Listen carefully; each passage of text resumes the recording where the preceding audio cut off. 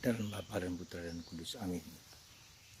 Allah yang penuh kasih, kami mengucap syukur dan terima kasih bahwa ada seorang yang mau berkorban untuk hidup kami, untuk keselamatan kami. Dialah Yesus yang menjadi Raja atas seluruh alam semesta dan seluruh hidup kami. Karena dialah kami diselamatkan dan ditebus. Terima kasih atas karunia yang luar biasa ini bagi kami. Terpujilah nama mungkin dan sepanjang segala masa. Amin. Para saudara, menjelang Paskah ini kita dihadapkan pada suatu paradoks-paradoks kehidupan yang memang harus kita sadari sebagai bagian dari perjalanan hidup rohani kita. Pada bacaan pertama dari kitab Nabi Yeskiel, kita diajak untuk menyadari bahwa kita semua akan dipersatukan dalam satu Tuhan. Beriman kepada Tuhan yang berkuasa atas segala sesuatu. Tuhan yang menciptakan segala semesta alam. Dan itu janji yang dikatakan dalam kitab Nabi Yeskiel bahwa segala bangsa akan bersatu, akan kembali lagi. Bukan hanya suku-suku Israel, ya, tapi suku-suku seluruh dunia yang merupakan ciptaan Tuhan akan bersatu dalam Tuhan dan menyembah Tuhan yang satu dan sama itu. Nah, dalam bacaan Injil hari ini dikatakan oleh Kayafas, seorang imam agung yang berbicara bukan hanya karena dia sebagai manusia, tetapi sebagai imam agung bernubuat akan ada seorang yang mengorbankan diri hidupnya untuk semua orang. Ada yang mati satu orang untuk seluruh bangsa.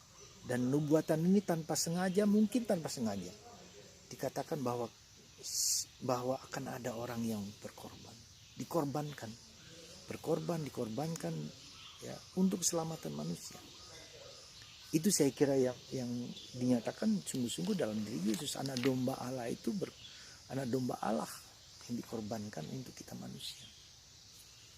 Ya, maka mari saudaraku terkasih, kita mau mengatakan kebenaran sejati, kebenaran yang harus kita syukuri, yang harus kita terima menjadi sesuatu yang nyata dan konkret, sebagai sesuatu yang benar,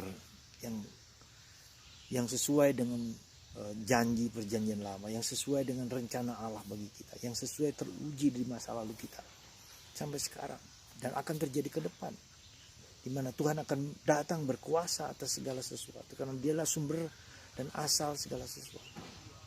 Ya, sumber dan segala sesuatu yang di mana Allah menciptakan manusia dan semua alam semesta akan berada dalam satu Tuhan yang menciptakan semesta alam. Siapakah Dia itu?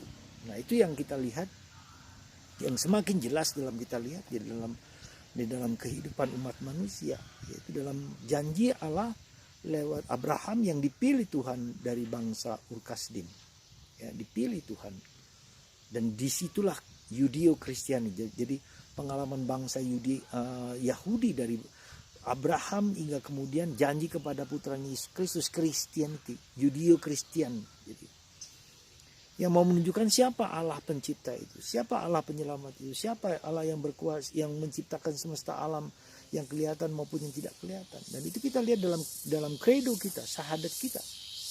Jadi syahadat kita, kredo para rasul itu menunjukkan suatu ringkasan summary dari segala iman kita yang sungguh-sungguh benar, gitu. Yang sungguh-sungguh nyata, yang sungguh-sungguh konkret.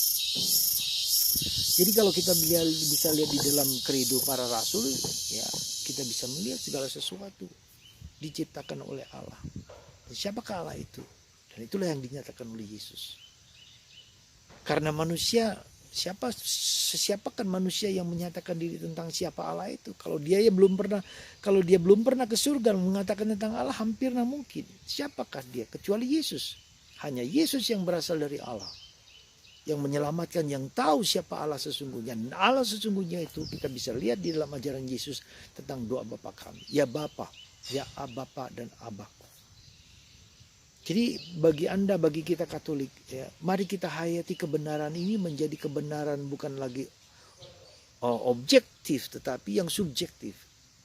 Secara objektif itu benar, tetapi secara subjektif harus menjadi keyakinanku, sehingga aku mewartakan Yesus Sang Penyelamat.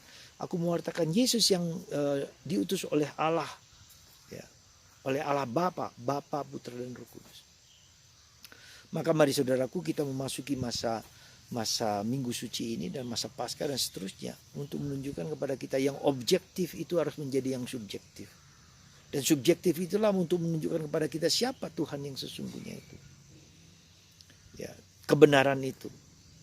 Ya, bukan hoaks, bukan klaim-klaiman bahwa misalnya dikatakan bahwa Abraham, Ishak dan Yakub itu bukan orang Yahudi. Bagaimana? Ya, kita bisa mengerti, memahami. Memang bukan orang Kristen, tetapi adalah sejarah benih-benih kekristenan itu di dalam tradisi Yahudi. Dan puncaknya dalam Yesus. Maka Yesus menjadi sumber dan puncak hidup kita. Dan itu diwujudkan di dalam Ekaristi. Jadi Ekaristi menjadi sumber iman kita, tapi juga puncak hidup kita. Dan dialah yang menyelamatkan dan menebus kita dan memasukkan kita dalam kerajaan Allah. Ya, dalam kerajaan Allah dikembalikan kepada maksud Allah yang sesungguhnya, yang asli. Bagaimana kita tahu maksud Allah? Itu bahwa manusia bersatu dengan Dia kembali sebagai yang diciptakan dan bagi pencipta, dan Dia memulihkan itu dengan memberikan kepada kita Roh Kudus. Jadi intinya kembali lagi kepada kerindu kita itu.